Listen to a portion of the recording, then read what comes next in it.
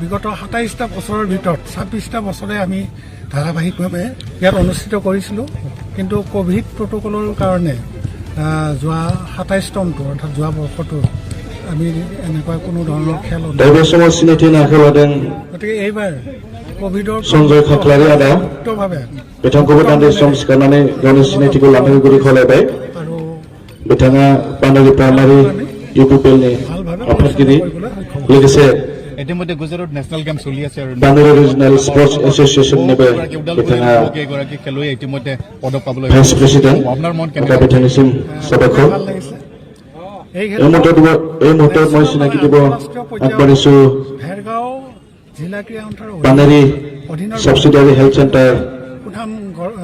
দীপক দেউৰী তেখেতকো নিজৰ চিনাকি দাঙি ধৰিবলৈ অনুৰোধ জনালোঁ পদক বুটলিবলৈ ধন্যবাদ ছাৰ 36 নেশ্যনেল গেমছত পদক বুটলিবলৈ সক্ষম হৈছে তাৰ কাৰণে মই তেওঁলোকক মোৰ আন্তৰিকতাৰে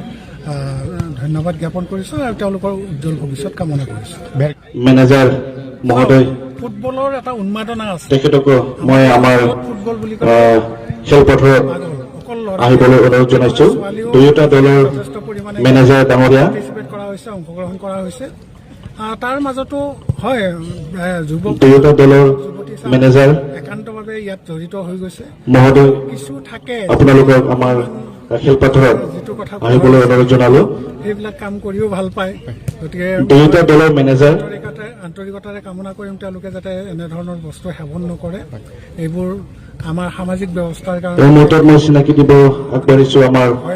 দুয়োটা দলৰ মেনেজাৰ সাংঘাতিক ধৰণৰ ব্যাধি দুয়োটা দলৰে মেনেজাৰক মই আমাৰ খেলপথাৰত আহিবলৈ অনুৰোধ জনালোঁ নিজৰ ভৱিষ্যতটো নিজে সুৰক্ষিত ৰাখিব বুলি মই কামনা কৰিছোঁ गेलेग्रा फोथारावहाय फैनो थाखाय गुरै खावलायदों पानेरि दख'ना दुलाराय बर' फरायसा आफाद आरो पानेरि रिजनेल स्पर्टस एस'सियेसननि बानजायनायाव बड'लेण्ड मुंख्लं गोसोखां जोलुर बादायनाय 2022नि बे जागायदों दा दिनै फुंनि समाव जोंहा जिथु फरायसा आफादनि खेला बिरहोनाय आरो लोगोसे पानेरि रिजनेल स्पर्टस एस'सियेसननि डिमाकुसि उसु फुटबल क्लाबनि मेनेजार बिथांखौ गांसे आर'नाइजों बरायनो थाखाय खावलायबाय साबायखर आदा बिथांनिसिम डिमाकुसिनि जि उसु दा बे समाव सिनायथि होनाय हाबाफारिया बेखिनियावनो दोनथ'नाय जाबाय 21 अक्ट'सिम बे गेलेनायखौ लोगोसे मोनसे फोसावनाय गाबोननि जि जानो गोनां नैथि हानजा एबा क्लाबफोरा बाहागो लादों दा जों आसा खालामदों जोलुर बे गेलेनायनि गेजेरजों गेलेनाय बेयाव बाहागो लागोन मुंख्लं जानाय गावनि खैराबारिनि बिथांमोननि जे आदर्श अंख्रिमा एफसि खैराबारिनि अंख्रिमा एफसि ओनसोलनि बेनि हेंथायै गेलेगोन मोनसे गोथाङै फोथांनानै जों लाखिनो हागोन पानेरि हालामनि पानेरि ओनसोलाव गारनागुगर एफसि जि थासारि जे मोनसे थुलुंगा बेखौ जोङो होनो नाजानाय जादों बेनि गेजेरजों जोंनि ओनसोलनि जे गेलेगिरि गाबोनो थिग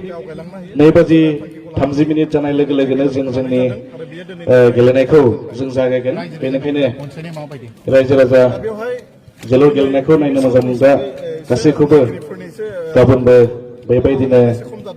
मदद होफैनो थाखाय गुरै खावलायबाय बेवहाय निस्सय गासैबो रायजो राजाफ्रा गेलेनायखौ नायफैगोन आरो बाहागो लाफैगोन जों बेखौ आसा खालामदों मुंख्लं नखरफोरनि थाखाय माबायदि थांखि लादों दा बेवहाय जोङो बे समाव आङो थांनाय जि गोलाव मोनसे समाव फंबाय मैथुमसा बर'खौ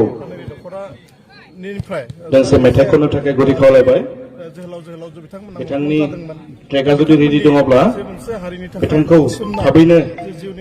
दोंसे मेथाइ खननो थाखाय गुरै खावलायबाय जोंहा समनि आंखाल गोसोखांबाल' जानाय नङा जों खावलायदों बिथांमोननि जि मोनसे उद्देश्य बा जि मोनसे प्राप्य बिथांमोननि जि मोनसे न'खरनि बिथांमोना मोननांगौ बे बेलायाव बिथांमोननि जे जिउमानि जि मोनसे होलांनाय हारिनि थाखाय बावसोमनाय बेनि जिखिनि मोननांगौ बा बिथांमोननि थाखाय जे सरकारनि मोनसे दायित्व बेखौ मावनांगौ न'खर हिसाबै जों खावलायदों